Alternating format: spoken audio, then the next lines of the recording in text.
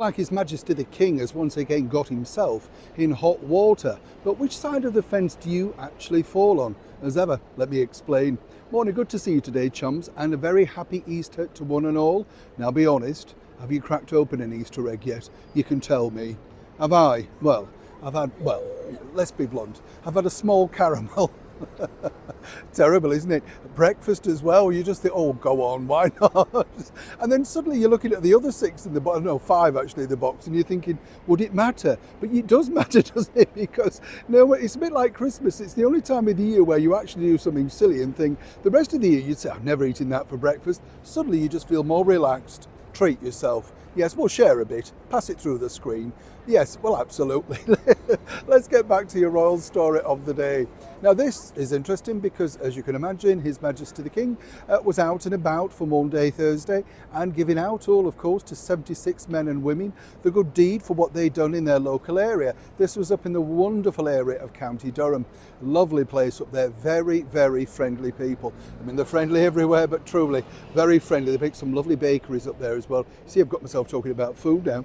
But as ever, the problem is with His Majesty the King, he's dropped himself literally very much in it. And this was regarding his Easter message. Now, as we know, previously with Queen Elizabeth, our reigning monarch for 70 years, she stayed away from controversy. But as we saw at his coronation a couple of years back now coming up, well, His Majesty the King decided to become not just defender of the Christian faith, but of all faiths. And this didn't play out particularly well, as one can imagine.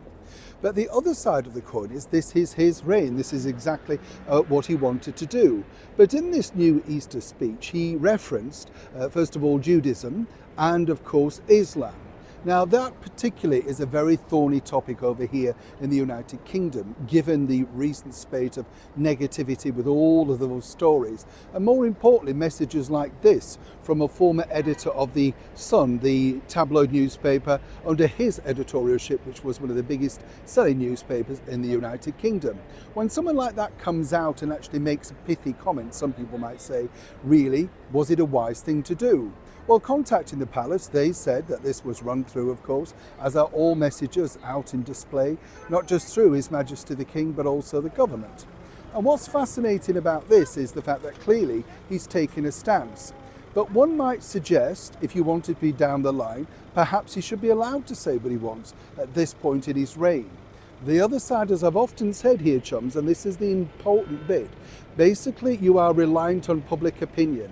And public opinion right now is not weighing necessarily in your favour. Yes, many people, of course, are very upset, concerned and worried about the health of His Majesty the King. Naturally, that goes without saying.